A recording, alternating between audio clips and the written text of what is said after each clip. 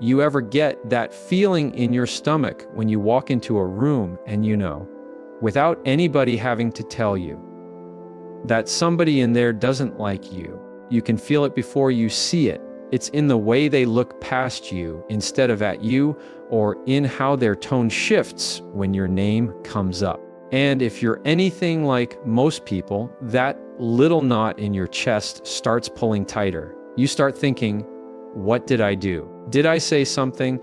Did I mess up somehow? And instantly, your brain starts building this invisible to-do list on how to fix it, how to get back in their good graces, how to make them see that you're a good person. I want to stop you right there, because this is where a lot of us make the mistake. We think someone not liking us is a problem we're supposed to solve, like it's a fire we have to put out immediately.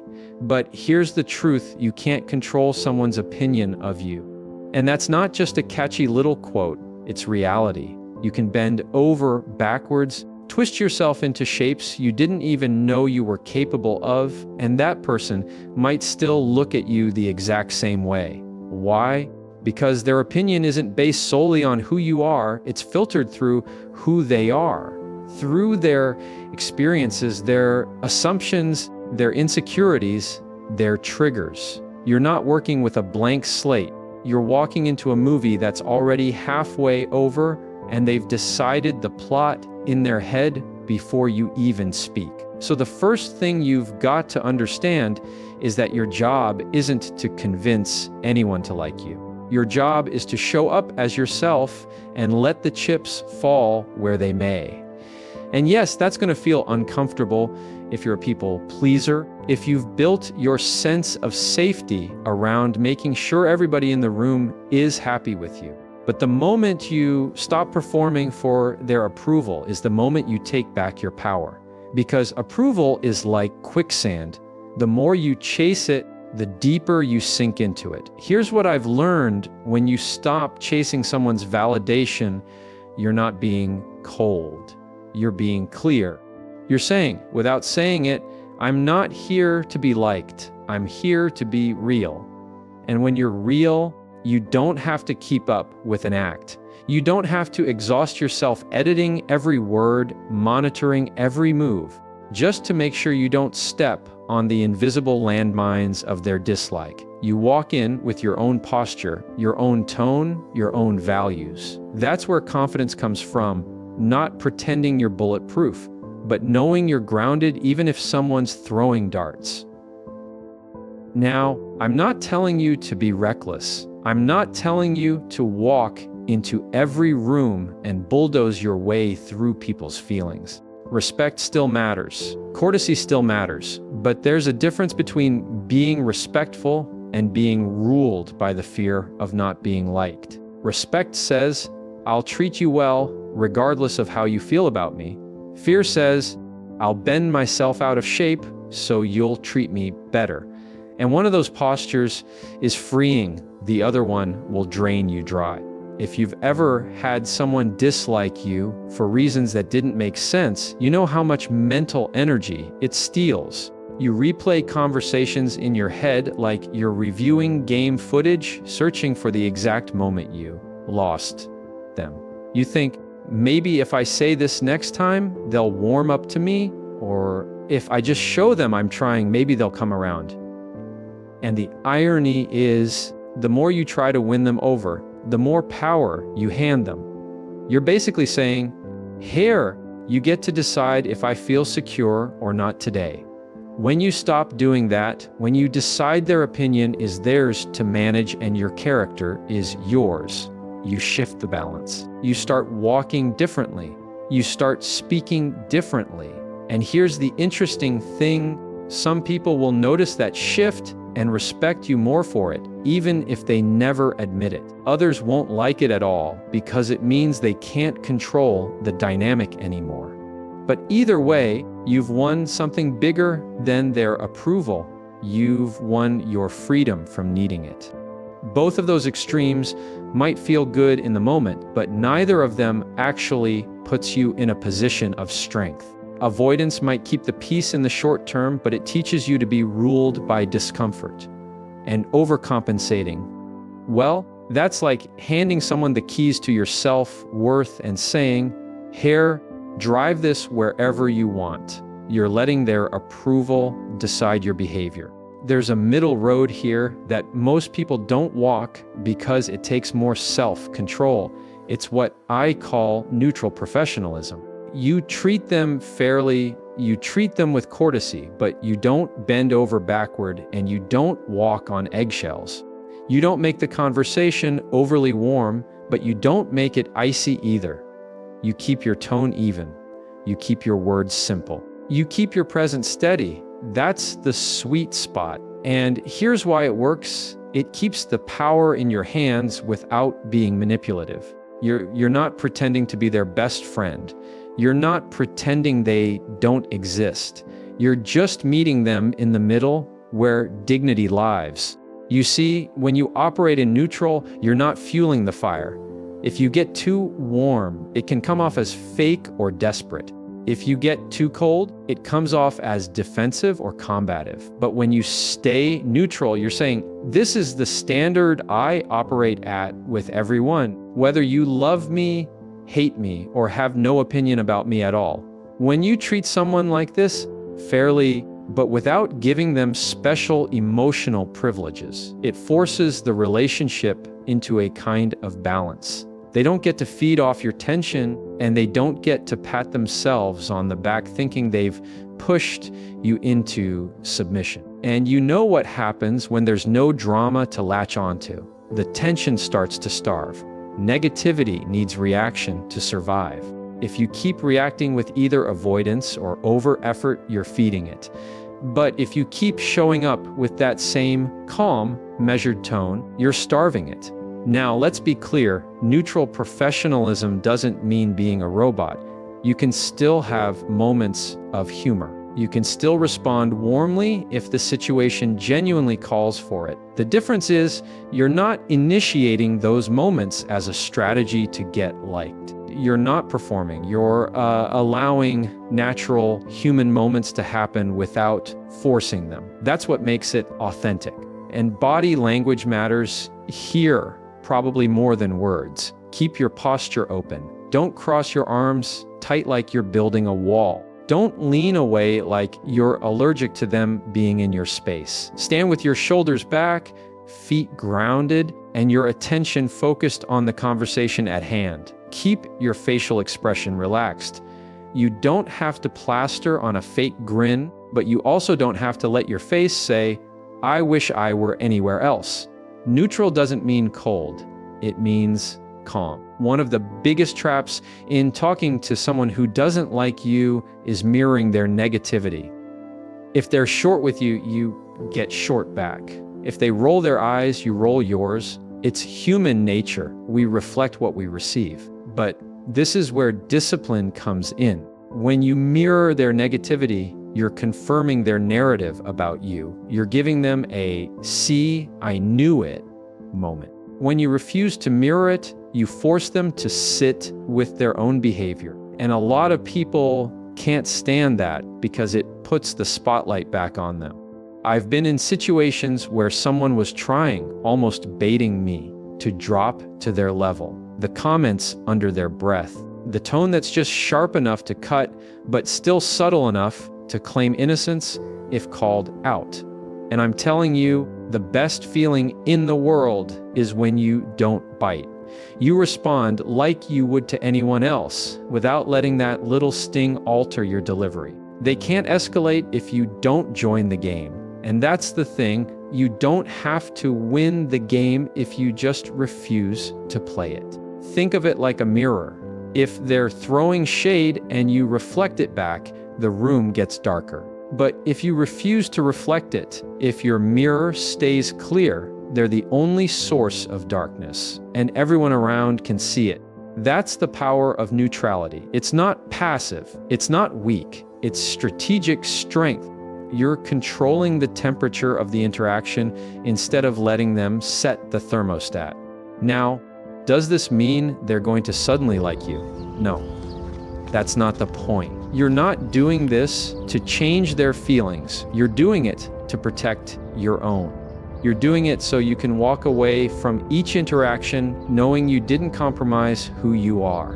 And over time, that builds something far more valuable than their approval. It builds your own self-respect. Here's another thing to understand.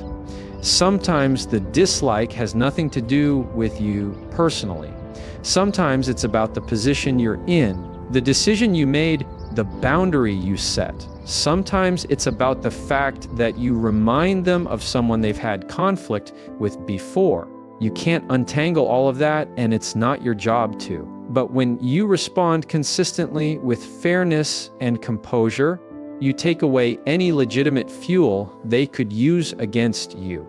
You leave them with nothing but their own perception, and that's their burden to carry. And let's talk about patience here, because neutral professionalism isn't a one-time move. You don't just do it once and suddenly everything's fixed. This is about consistency. It's about showing up the same way on Monday morning as you do on Friday afternoon. It's about not letting a bad day make you snap and not letting a good day make you drop the standard. This is how people start to see you as stable. And stability, whether people admit it or not, is magnetic. People will test you. They'll see if your composure cracks when you're tired, stressed, or caught off guard.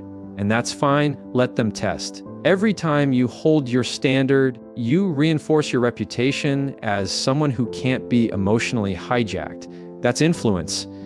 That's leadership. And it's rare enough that even people who don't like you will notice it. There's also something else that happens when you stop feeding the tension. You create space for curiosity. Sometimes, after enough time, the other person will start to wonder, why doesn't this bother them? Why aren't they snapping back? Why aren't they trying harder to please me? And that curiosity can shift the dynamic, not always into friendship, but sometimes into respect. And respect, I'll tell you, lasts a lot longer than forced friendliness ever will. You've got to remember something that most people overlook when it comes to dealing with someone who doesn't like you. Not every person who has a negative feeling toward you is your enemy. I think we tend to lump dislike and enemy into the same category, but they're not always the same thing. Sometimes someone's feelings about you are less about malice and more about misunderstanding. Sometimes it's about timing, sometimes it's about their own life, and sometimes it's just human chemistry. Not everybody clicks, and that's okay. See, here's the problem when we take it personally every single time someone doesn't like us. We put ourselves in a constant state of defense. We start thinking there's something fundamentally wrong with us, when really we just might not be their flavor. Think about it. There are flavors of ice cream you absolutely love, and then there are flavors you wouldn't order if they were free. Does that mean those other flavors are bad? No. It just means they're not for you. And in the same way, you're not going to be for everyone. The key is to not lose your flavor trying to please someone who's already decided you're not their preference. And that's where a lot of us go wrong. We think if I can just be sweeter, softer, louder, quieter, whatever it takes, they'll see the real me and then they'll like me. But here's the reality. If you have to become someone else for them to like you, they're not actually liking you. They're liking the costume you're putting on for their approval. And every time you put on that costume, you're teaching yourself that your real self isn't enough. That's a dangerous message to send to your own mind. Now, that doesn't mean we can't grow or adjust how we interact with people. Growth is healthy. Self-awareness is important. But growth is not the same as shapeshifting for someone else's acceptance. Growth says, I'm improving for me. Shapeshifting says, I'm altering myself so you'll treat me better. One builds self-respect. The other erodes it. So what do you actually do when you have to interact with someone who doesn't like you, but you don't want to fall into that trap?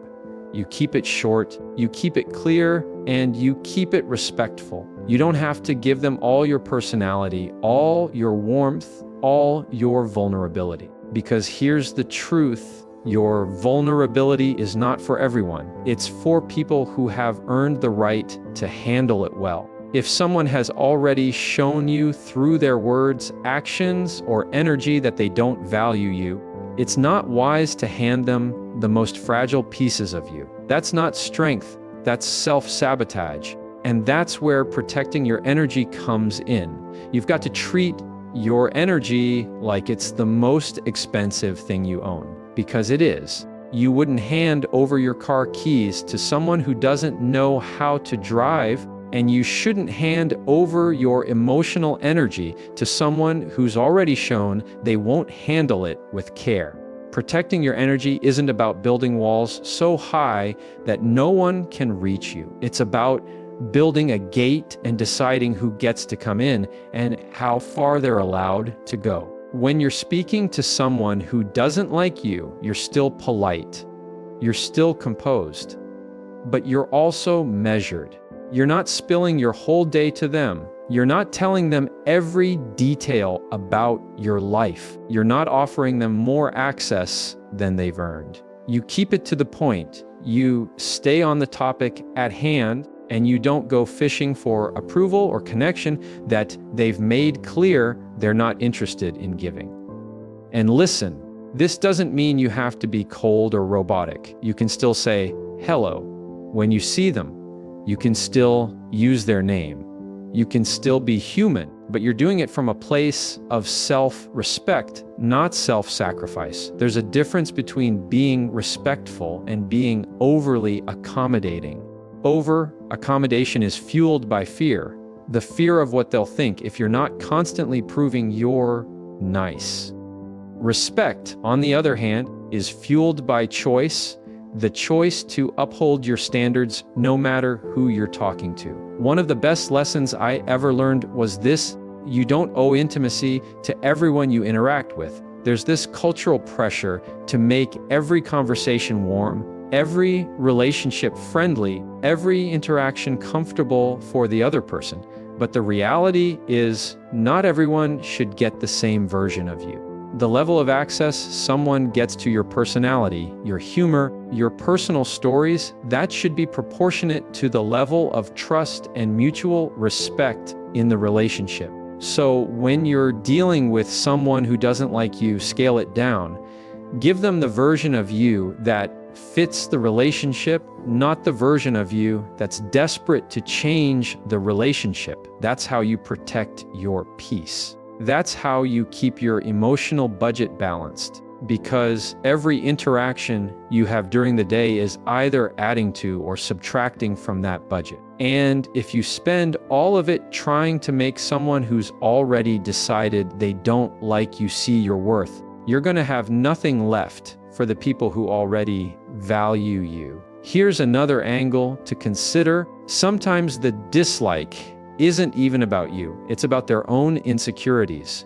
You might trigger something in them without even knowing it. Maybe you remind them of a time they felt inadequate. Maybe your success highlights an area where they feel they've failed. Maybe your confidence makes them feel insecure about their own. People often project their feelings onto others without realizing it. And if you take that projection personally, you end up carrying a weight that was never yours to begin with. That's why keeping things short, clear, and respectful works. It's like emotional minimalism. You're not adding unnecessary furniture to the conversation. You're not giving them places to store more negativity. You're keeping it streamlined so there's less for them to twist, less for them to use against you, less for them to interpret in the worst possible way. And when you do that, you reduce your own emotional exposure. Protecting your energy also means being intentional about your mindset going into the interaction. If you approach it with, "I hope this goes well, I hope they like me this time," you're setting yourself up to be reactive to their cues. If you approach it with, "I'm going to be respectful and steady, regardless of how they respond," you're giving yourself control over the outcome that actually matters, your own behavior. And here's something a lot of people miss. You can be kind without being over available. You can be respectful without being endlessly accommodating. You can be open without being wide open. Boundaries don't make you cold, they make you clear. And clarity is one of the kindest things you can bring into a strained relationship because it keeps the interaction clean. There's less confusion, less mixed messaging, less emotional back and forth. The truth is, some people won't like you no matter what you do. That's not cynicism, that's reality. You can contort yourself into the exact shape they say they want, and they still won't approve because it was never really about you to begin with. The freedom comes when you finally accept that and stop trying to audition for a role in their life they've already decided they don't want you to play. That's when you can walk into these conversations without the weight of performance. You don't lower yourself to petty digs. You don't lace your words with sarcasm to make a point. You don't do that passive-aggressive thing where you act fine, but make sure they know you're not fine. And you definitely don't run to the nearest person after the conversation to gossip about them as a way to release the tension. You take the higher ground not because you're pretending to be perfect, but because you're protecting your own integrity. And integrity is undefeated. People might disagree with you, they might misunderstand you, they might even actively dislike you, but they cannot argue with consistency in your character. That's what makes integrity so powerful. It's like bedrock under your feet when everything else feels shaky. And if you've ever walked away from an interaction thinking, I wish I'd handled that better, you know how heavy it feels to betray your own standard. The reverse is also true. There's a real peace that comes from walking away thinking, I was exactly the person I wanted to be in that moment. Now, here's the reality check. Doing this consistently takes discipline, because it's not about what you do when they're polite, it's about what you do when they're dismissive, when they take a jab, when they push your buttons just enough to see if they can throw you off your center. That's when your commitment to winning yourself over gets tested. That's when you have to decide if you're going to let someone else's behavior dictate yours. And here's what I'll tell you. Those are the moments you want to lean into composure. Not fake composure where you're seething inside, but keeping a smile on your face. Real composure. The kind where you breathe, pause, and answer with exactly the tone and clarity you'd use if you were talking to someone you respected. Not because they deserve it, but because you deserve it. Every time you do that, you're telling yourself, I control me. My emotions are mine to manage. My standard doesn't drop just because the situation does. Sometimes people will notice this and it will shift how they see you. I've had people who couldn't stand me at first later tell me, I respect how you handled yourself. And I didn't get there by trying to convince them I was worthy of respect. I got there by respecting myself enough to stay steady no matter what they threw my way. But I'll be honest, sometimes they'll never say it. Sometimes they'll never admit it. Sometimes they'll walk away still disliking you. And that's fine, because the respect that matters most isn't theirs, it's yours. Think about it this way, every interaction is a brick in the wall of your reputation. You can throw bricks at people, you can hand your bricks over to them so they can build whatever they want, or you can keep stacking them in a way that builds something solid for yourself. When you protect your integrity in these moments, you're stacking your own wall. You're building something that stands even when relationships shift, when opinions change, when circumstances get messy. And here's another thing. If you keep your standard in these hard moments, you also send a silent message to everyone else watching. Because believe me, people are watching. Colleagues notice, friends notice, family notices, and they start to see you as someone who's unshakable, someone who's fair even under pressure, someone who can handle conflict without making it personal. That's leadership, whether you have a title or not. It's tempting to think that winning in these situations means getting the other person to admit they were wrong or to suddenly start treating you like their best friend. But I want you to stop chasing that version of a win. The win is walking away with your head high, your tone steady, and your self-respect intact.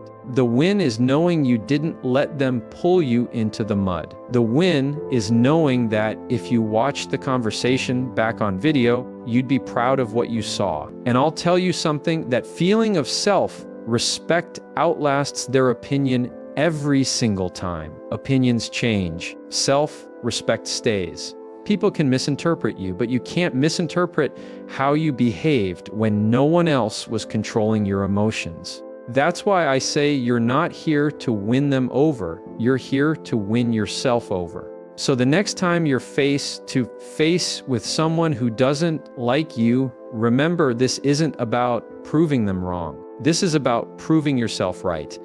It's about showing yourself that you can be the same person in a storm that you are in the sunshine. That's how you build real confidence. Not the loud, showy kind that's dependent on everyone clapping for you, but the quiet, unshakable kind that doesn't flinch when it's tested. And when you walk away from that interaction, whether it went well or not, you can smile to yourself and think, I handled that exactly the way I wanted to. I didn't let them rewrite who I am. I didn't give away control of my own behavior. I won where it mattered. Because at the end of the day, that's the only scoreboard you can actually control. And when you keep winning there, you realize you've already won the only game worth playing.